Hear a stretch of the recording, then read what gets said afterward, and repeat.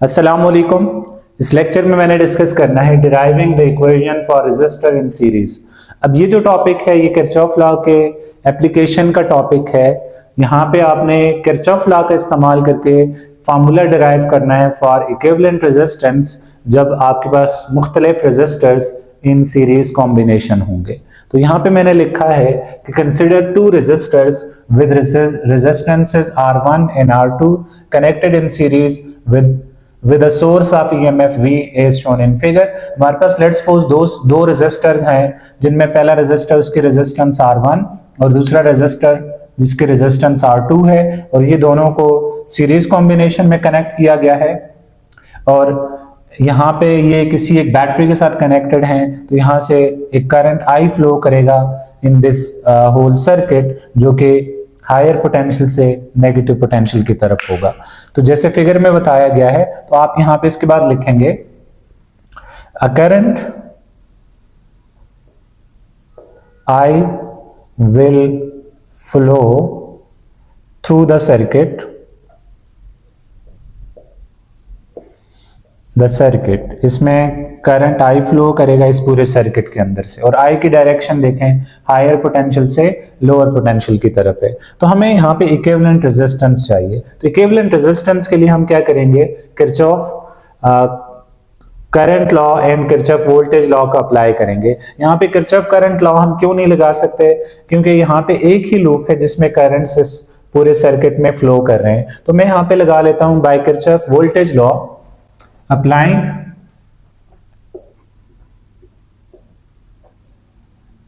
Kirchhoff voltage law. Kirchhoff voltage law क्या होता है, केवीएल, या इसको आप किरचॉफ सेकंड लॉ भी कहते हैं। According to KVL summation of potential changes क्या होते हैं, जीरो होते हैं। Summation of changes in potential zero होते हैं। तो यहाँ पे आपके पास तीन सर्किट एलिमेंट है, एक बैटरी है जिसका ईएमएफ V के इक्वल है, यहाँ पे एक रेजिस्टर है, रेजिस्टर के क्रॉस पोटेंशियल ड्रॉप होना है और इस रेजिस्टर के क्रॉस पोटेंशियल ड्रॉप होना है और आपका ये लूप कंप्लीट हो जाएगा। तो अब यहाँ पे मैं क्या करता हूँ, किरचॉफ वोल्टेज लॉ लगाता हूँ जो कि summation of voltage changes zero के इक्वल होता है। बाय द वे आप इस सर्किट को चाहें तो आप ऐसे भी इसको बना सकते हैं।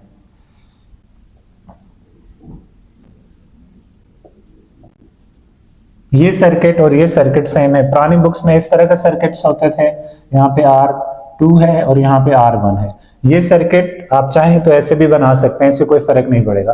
तो यहाँ पे मैंने कहा कि पोटेंशियल चेंजेस का सम क्या होगा, जीरो होगा। अब यहाँ पे पोटेंशियल चेंजेस कितने होंगे, अगर हम A से शुरू करें B की तरफ जाएं तो यहाँ पे जो चार्ज है lower potential of the battery से इस बैटरी के अंदर इंटर हो रहा है और हायर पोटेंशियल से बाहर आ रहा है। तो यहाँ पे पोटेंशियल गेन हो रहा है, तो यहाँ पे इसका पोटेंशियल क्या होगा, गेन होगा। तो मैं कह सकता हूँ यहाँ पे इसने पोटेंशियल गेन किया जो कि V के इक्वल है। उसके बाद अगर ये आप B से C जाएं तो कोई भी यहाँ पे रेजिस्टर या बैटरी नहीं है। C से D की तरफ मूव करें तो पहले यहाँ पे इस रेजिस्टर के क्रॉस कुछ पोटेंशियल का ड्रॉप आएगा।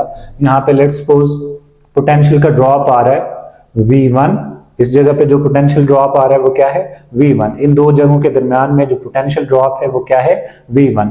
और इसके बाद जब आप रेजिस्टर 2 से गुजरेंगे तो यहाँ पे अगेन एक ये रेजिस्टर है तो यहाँ पे पोटेंशियल का ड्रॉप आएगा -I2, यहाँ का यहाँ पे -V2, इस जगह का पोटेंशियल ड्रॉप होगा V2। इन दो पॉइंट्स के दरमियान का पोटेंशियल ड्रॉप है। फिर आप D से A की तरफ मूव करते हैं, यहाँ पे भी कोई पोटेंशियल, यहाँ पे D से A की तरफ मूव करते हैं, यहाँ पे कोई रेजिस्टर या कोई भी बैटरी कुछ भी नहीं लगा हुआ। तो अब आप यहाँ पहुंच गए, इस मीन आप A पॉइंट पे भी पहुंच गए हैं। तो यहाँ पे जो पोटेंशियल ड्रॉप होंगे उन तमाम का सम क्या होना चाहिए, जीरो के इक्वल होना चाहिए।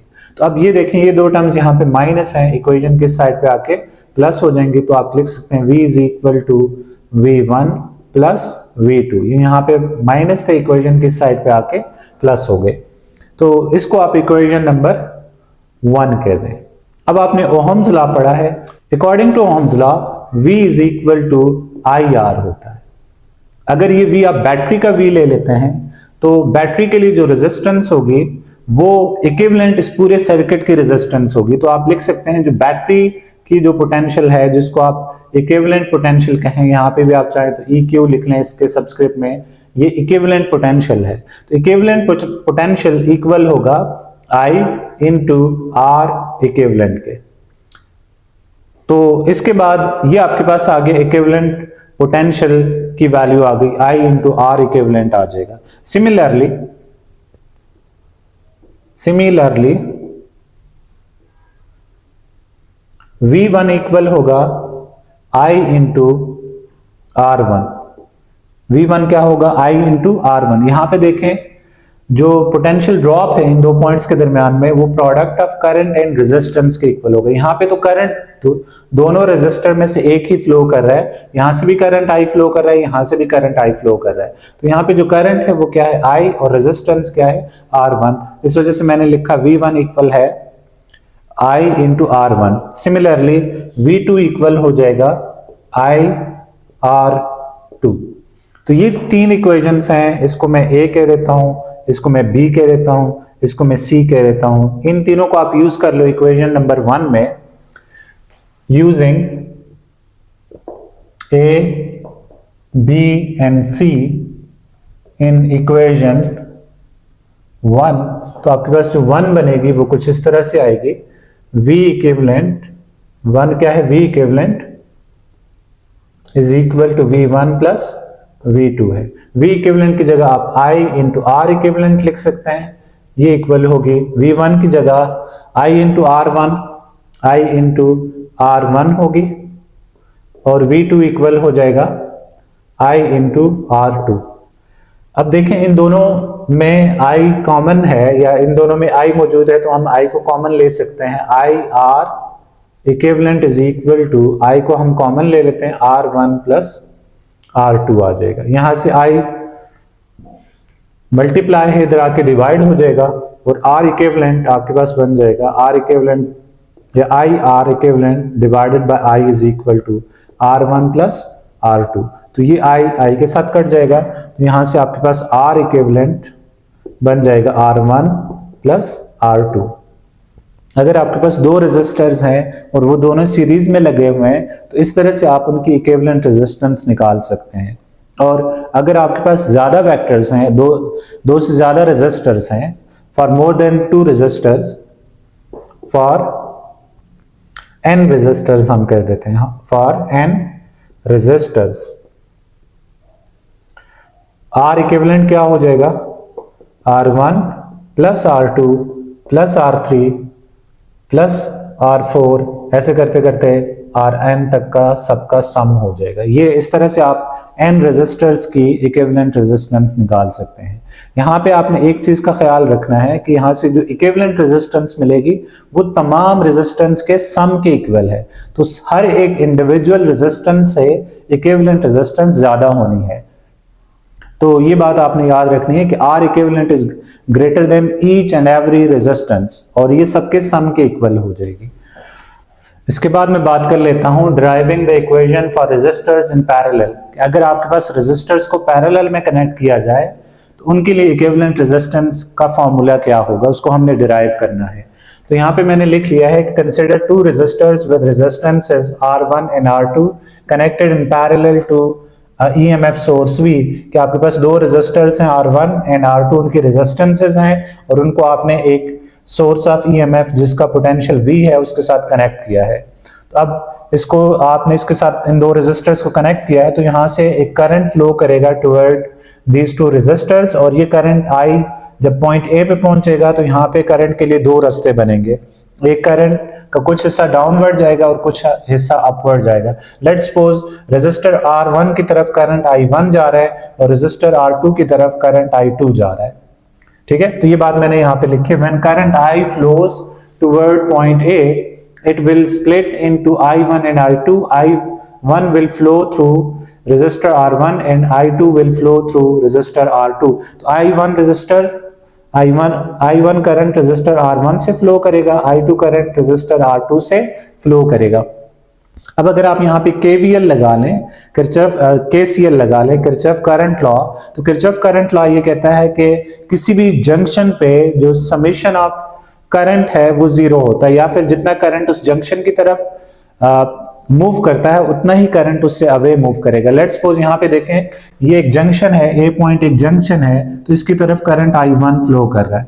और यहाँ से आगे करंट I2 इधर जा रहा है और I1 यहाँ पे जा रहा है। I करंट फ्लो कर रहा था, I कन्वर्ट हो गया, स्प्लिट हो गया इनटू I1 एंड I2, और according to KCL I equal होगा I1 प्लस I2 के, I इक्वल होगा I1 प्लस I2 के। तो ये बात होगी KCL की, किरचॉफ करंट लॉ की। अब हम KVL लगाएंगे। KVL क्या कहता है? By KVL the potential difference across resistor in different branches must be at the same potential, कि यहाँ पे जो रेजिस्टर्स हैं उनके क्रॉस जो पोटेंशियल ड्रॉप होना चाहिए, लेट्स सपोज यहाँ पे पोटेंशियल V1 ड्रॉप हो रहा है, यहाँ पे पोटेंशियल V2 ड्रॉप हो रहा है, और ये बैटरी का पोटेंशियल V है। तो यहाँ पे देखें कि जो रेजिस्टर R2 और R1 है उनके लिए सेम पोटेंशियल होगा। जितना पोटेंशियल R1 पे ड्रॉप हो रहा है उतना ही पोटेंशियल R2 पे ड्रॉप हो रहा है, और उतना ही पोटेंशियल बैटरी प्रोवाइड कर रही है। जितना पोटेंशियल बैटरी प्रोवाइड करेगी सेम वही पोटेंशियल R1 के क्रॉस भी होगा, उतना ही पोटेंशियल R2 के क्रॉस भी होगा। तो हम कह सकते हैं अकॉर्डिंग टू KVL जो पोटेंशियल है वो इक्वल होगा, बैटरी का पोटेंशियल इक्वल होगा पोटेंशियल अक्रॉस रेजिस्टर R1 के, और वही इक्वल होगा पोटेंशियल अक्रॉस R2 के। तो हम कह सकते हैं V is equal to V1 and V2।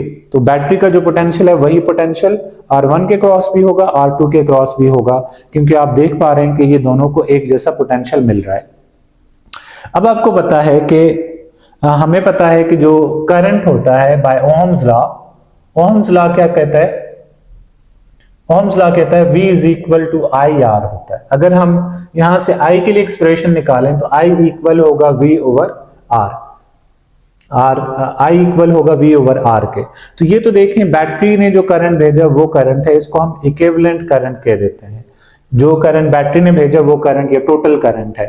तो हम यहां से कह सकते हैं कि I इक्विवेलेंट इक्वल होगा V इक्विवेलेंट जो बैटरी का पोटेंशियल है डिवाइडेड बाय R इक्विवेलेंट जो कि टोटल रेजिस्टेंस है, R इक्विवेलेंट हो जाएगी। सिमिलरली